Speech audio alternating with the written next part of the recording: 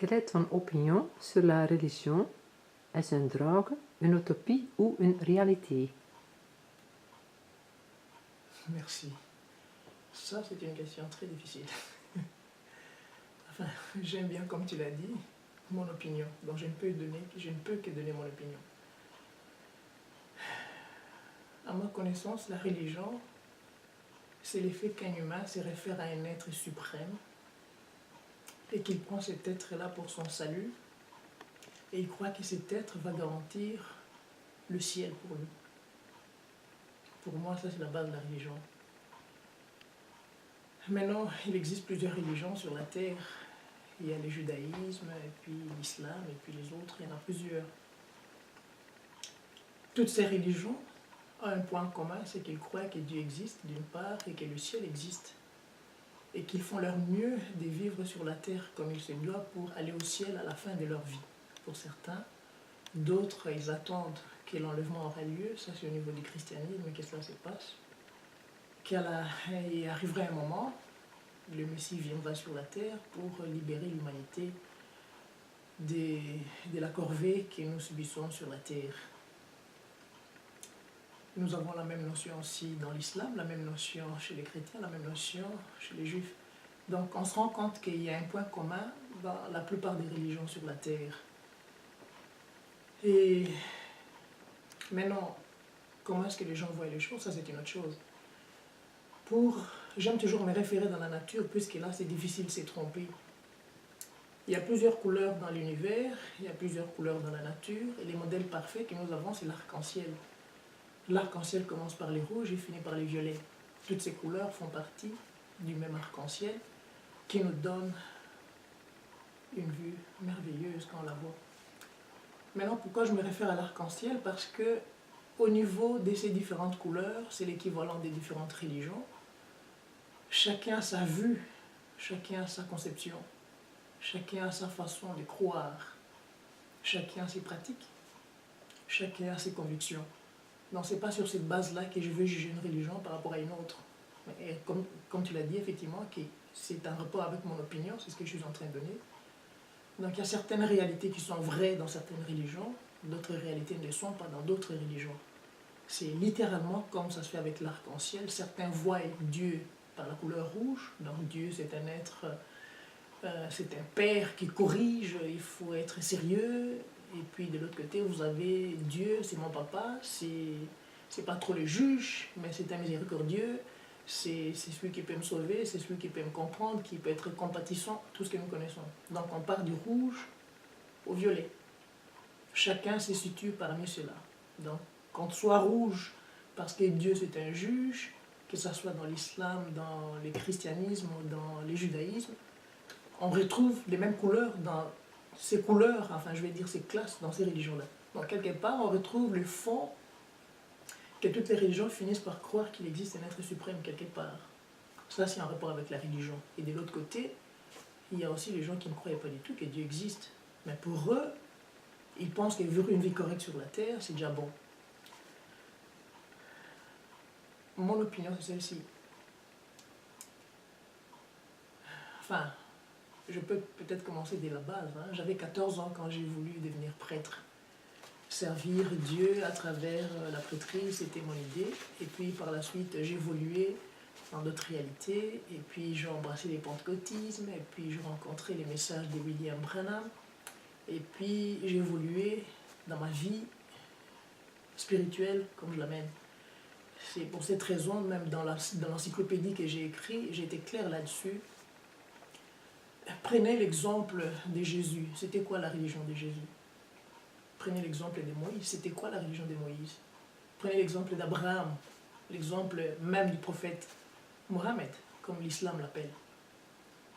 Quelles étaient la religion de ces gens-là? On se rend compte que les religions ou les mouvements sont créés après le départ de ces gens-là. Ils avaient un message à apporter, ils avaient une mission à apporter, ils avaient un but à vivre sur la terre, c'était de ramener l'homme en contact avec les créateurs. C'est ce qui a fait qu'ils ont prouvé que le surnaturel existe. La puissance illimitée existe.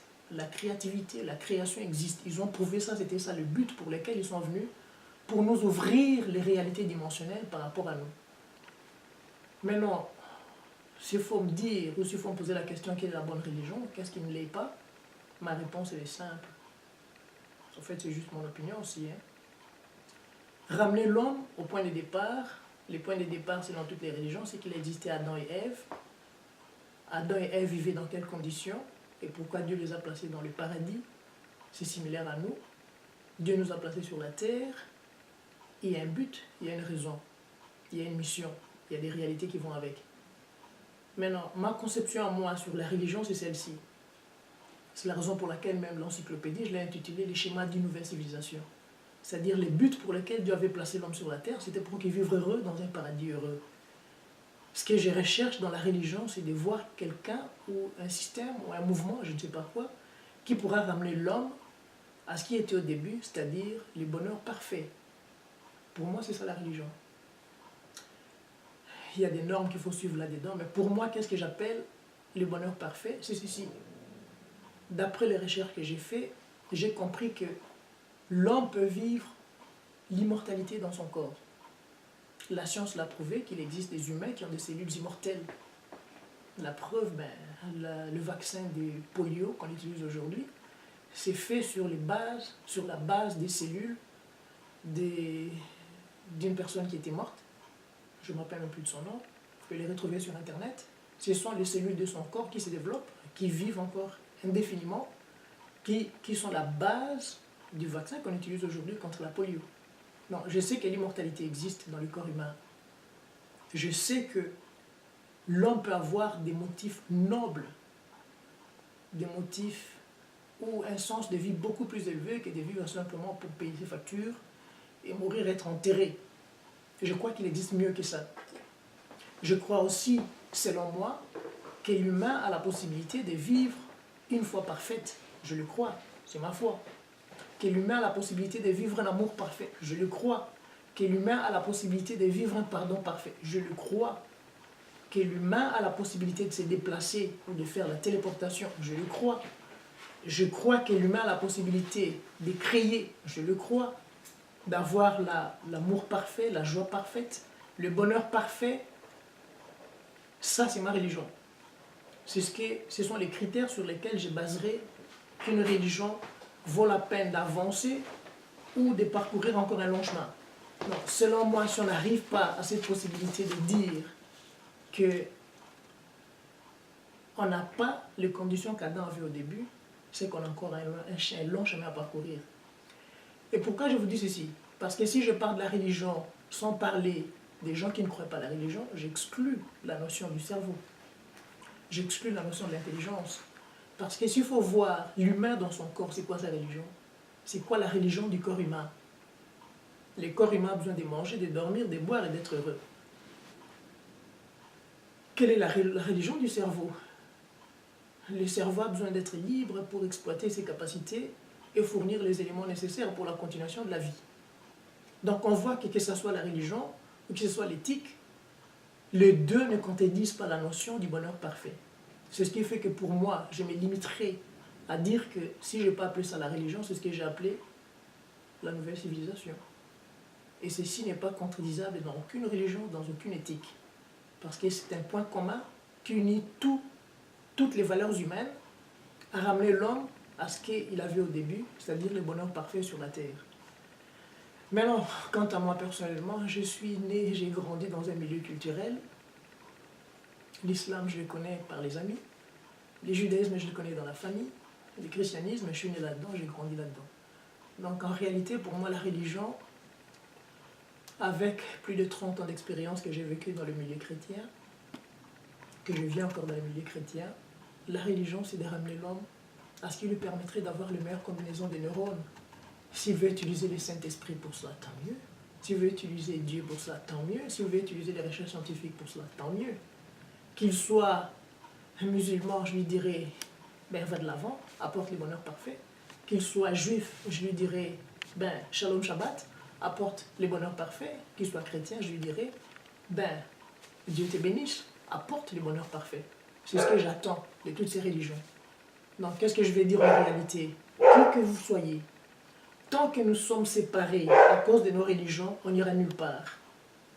Mais si nous comprenons que nous sommes des humains, nous tous, dans la même espèce, et que nous devons détruire le mal, nous serons unis, nous tous, et nous travaillerons nous tous ensemble dans le bon sens. Il n'y aura pas des objectifs émotifs, enfin des objectifs égoïstes. Il n'y aura que des motifs nobles pour lesquels nous travaillerons ensemble. Si vous pouvez utiliser votre religion pour cela, tant mieux. Si vous pouvez utiliser vos recherches scientifiques pour cela, tant mieux. Tout ce que vous voulez utiliser, faites-le. Je vous honore dans ce que vous faites. Je vous conseille simplement une chose. N'utilisez pas trop la religion comme une couverture pour vous séparer des autres. Je ne pense pas que Jésus a prêché ça. Je ne crois pas que Moïse a prêché ça. Je ne pense pas que les prophètes Mahomet a prêché ça. Et je ne crois pas que Branham a prêché ça.